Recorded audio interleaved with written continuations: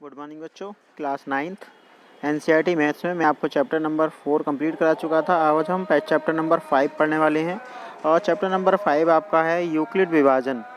Euclid का ज्यामितीय परिचय। यूक्लिड के ज्यामितीय परिचय। अब यूक्लिड का ज्यामितीय परिचय मतलब ज्यामिति से संबंधित कुछ पॉइंट हैं जिनको हम पहले पढ़ेंगे, उसके बाद हम फिर एक्सरसाइज को स्टार्ट करेंगे। सबसे पहले आप देखेंगे कि एक बिंदु क्या होता है।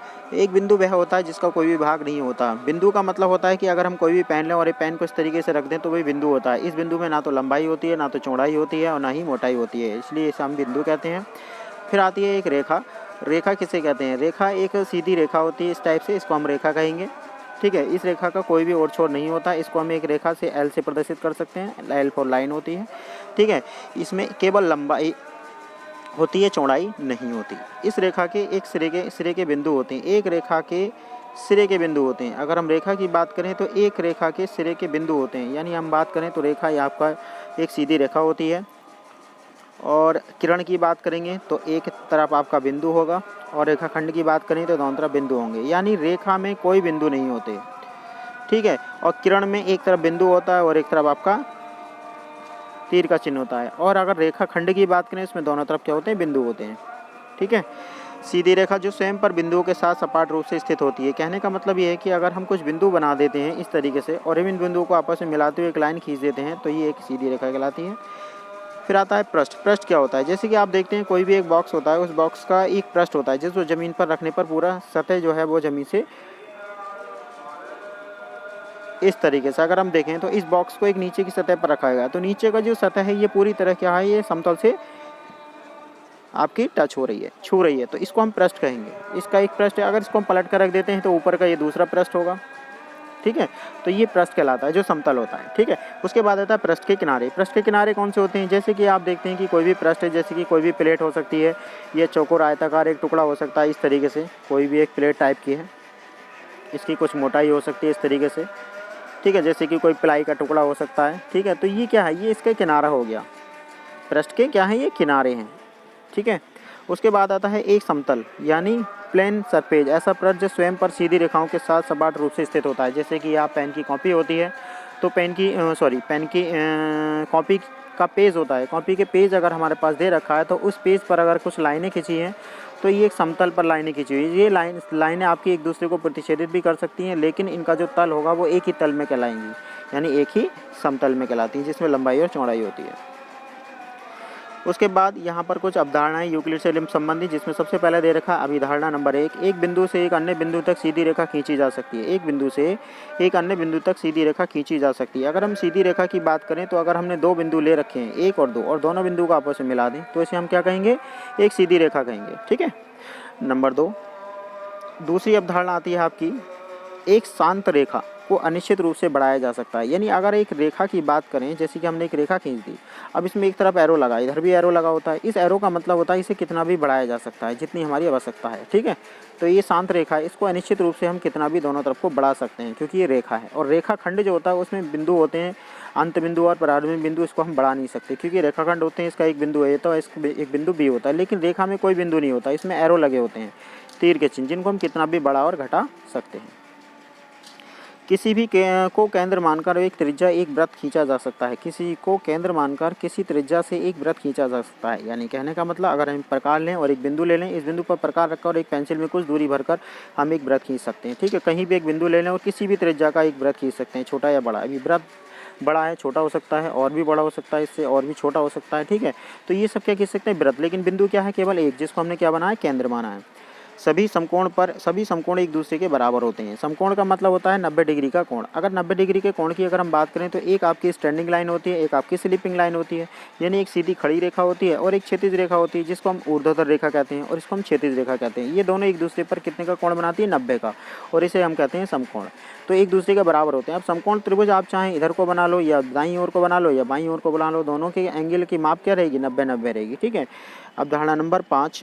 एक सीधी रेखा पर दो रेखाओं पर गिरकर अपने एक ही ओर दो अंतःकोण इस प्रकार हैं कि दोनों कोणों का योग मिलकर एक दो समकोण बनाता है। ठीक है, यानी कहने का मतलब अगर हम एक रेखा इस तरीके से खींच देते हैं और इस पर तिरछी रेखा ऐसे डाल देते हैं, इन दोनों कोणों को अगर आपस में जोड़ दिया जाए तो ये एक सीधी रेखा है, इसके एक और बना कोण 180 होता है।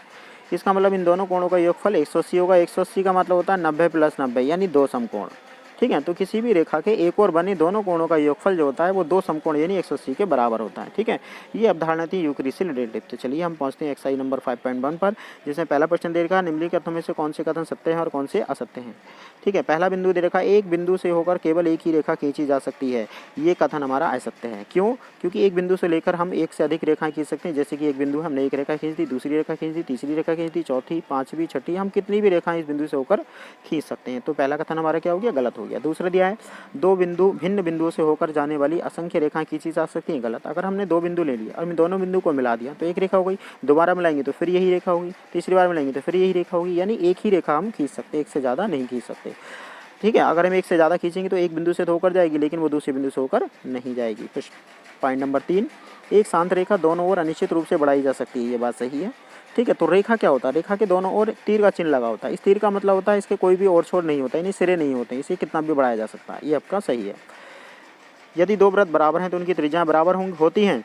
सही बात है, बिल्कुल। दोनों त्रिज्याएं बराबर होने, वृत्त बराबर होने का मतलब त्रिज्याएं बराबर होना है।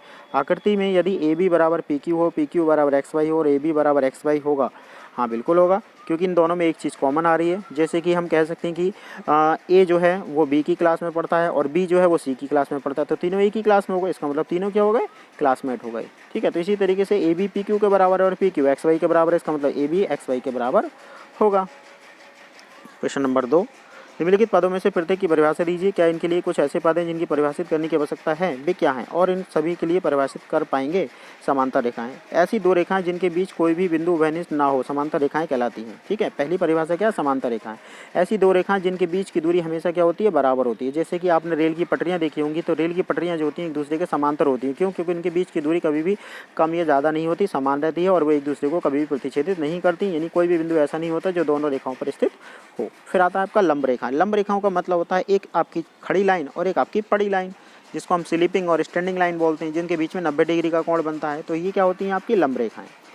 रेखाखंड, रेखाखंड का मतलब जिसका अंत और प्रारंभिक सिरा होता है, यानी फिक्स होता है। इसकी लंबाई अगर 5 सेंटीमीटर कर दें तो इसे हम रेखाखंड कहेंगे।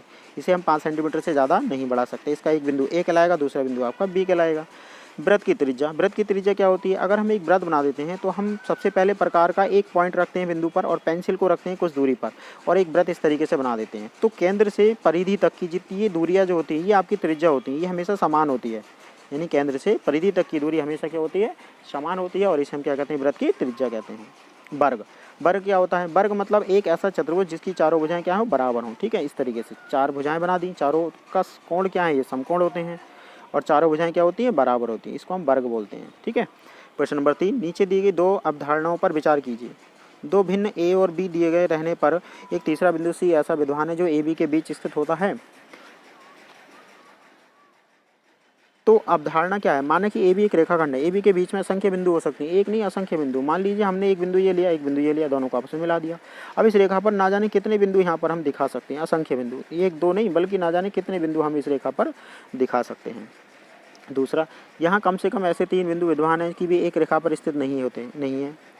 और यदि केवल 2 बिंदु हों तो उन्हें हमेशा एक रेखा में जोड़ा सकता है, इसलिए कम से कम 3 बिंदु होने चाहिए जो संरेख हों, अर्थात एक ही रेखा में होने चाहिए। अगर हम तीनों बिंदुओं को एक ही रेखा पर दिखाना चाहते हैं तो वो एक ही रेखा पर एक ही सीध में होने चाहिए। अगर तीनों बिंदु एक ही सीध में ना होगा, थोड़े से अधर अलग हो जाएं, तो फिर वो एक रेखा पर प्रदर्शित नहीं हो सकते। ठीक है, तो इसके आगे के प्रश्नों को हम अगली क्लास में पढ़ेंगे।